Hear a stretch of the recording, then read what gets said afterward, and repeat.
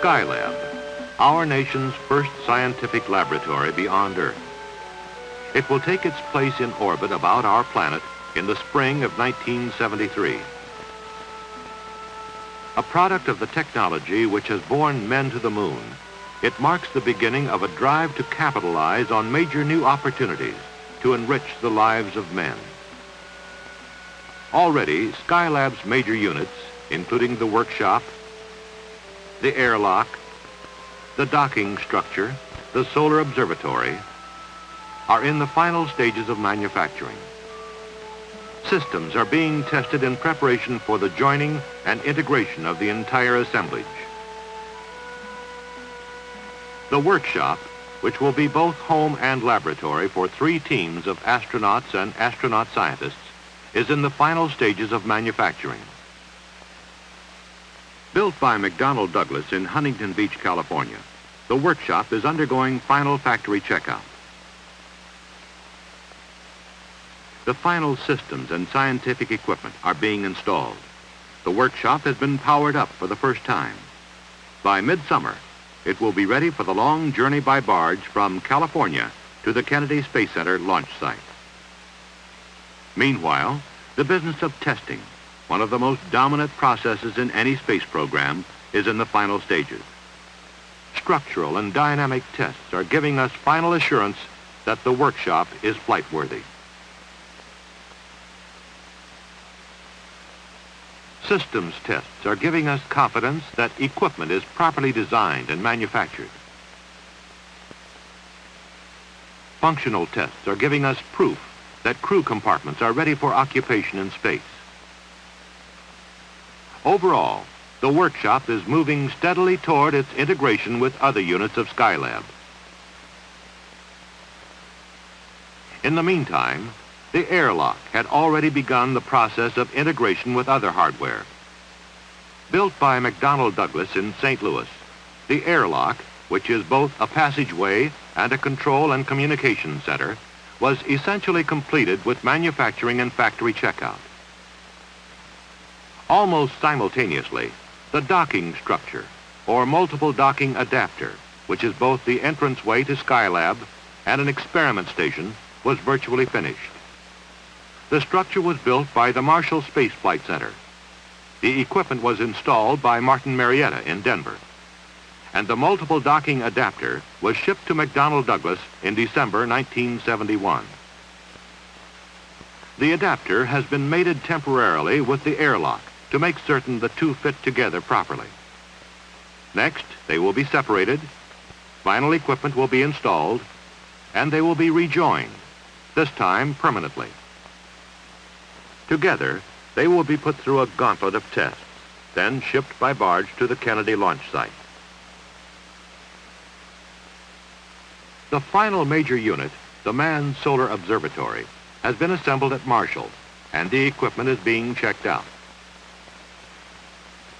Culminating a long series of tests which began with a prototype, the flight unit itself will be tested both at Marshall and the Manned Spacecraft Center. It will then be flown to the launch site. It is there that all Skylab hardware will finally be combined and integrated. Apollo command and service modules will be the transportation system for the astronauts. In essence, taxis for the round trip between Earth and Skylab. The first of these has already completed manufacturing and factory checkout, and the remaining craft are close behind. Saturn launch vehicles are starting to emerge from storage where they were placed earlier in Apollo, and they have entered preparations for flight. A Saturn V will launch the Skylab into orbit.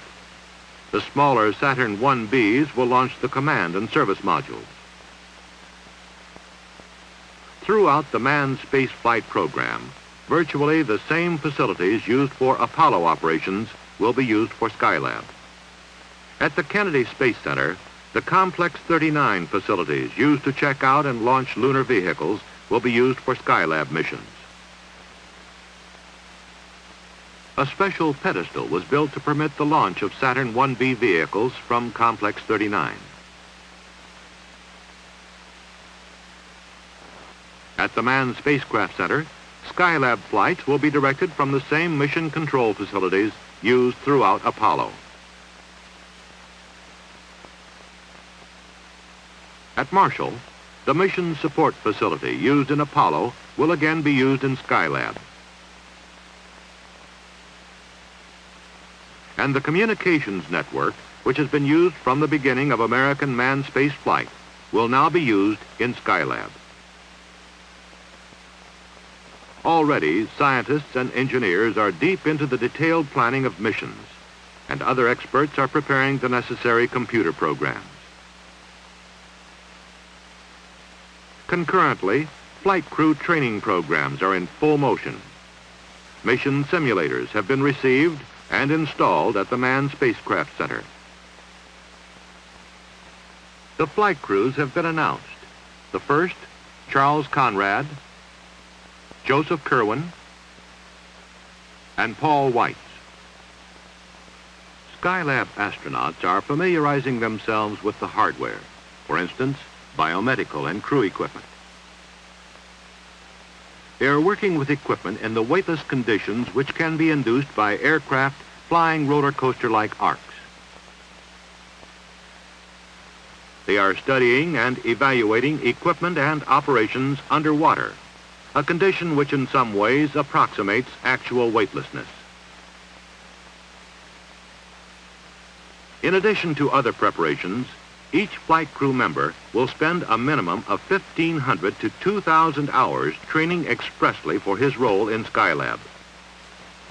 Altogether, the 3 Skylab flight crews will spend almost 5 months in orbit about the Earth, carrying out more than 50 investigations for science and technology. One promising example is the opportunity to study the sun from a manned solar observatory in space, unhindered by the Earth's atmosphere. The sun is the ultimate source of energy for the processes of life on Earth, but for all its importance, it is still surrounded by mysteries. With the Skylab Solar Observatory, we can expand our knowledge about such things as relative abundances of chemical elements in the sun, generation and release of solar energy, relationships between phenomena of the sun and atmospheric and magnetic field events of Earth. Altogether, some 500 hours will be devoted to the solar studies, which will comprise the most complex scientific investigation ever undertaken in space. Another complex subject of study will be man himself.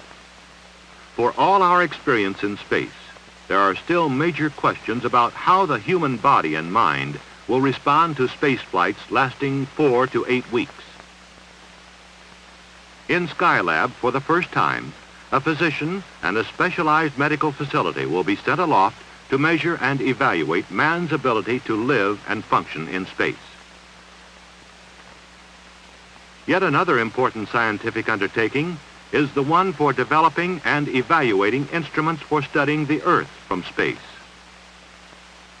Part of a broader program to advance techniques for gathering information, the Skylab studies will make a substantial contribution toward the fullest and most intelligent use of our planet and its limited resources. Among the dozens of other investigations planned are studies, both national and international, in materials technology, biology, physics, and astronomy. Already, more than half of the scientific equipment has been delivered and installed.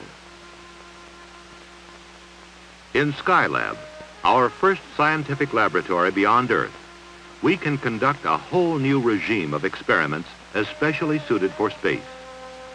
Moreover, we can look down and study the Earth. We can look up and study the sun, and beyond, and expand our knowledge of the stars and the galaxies.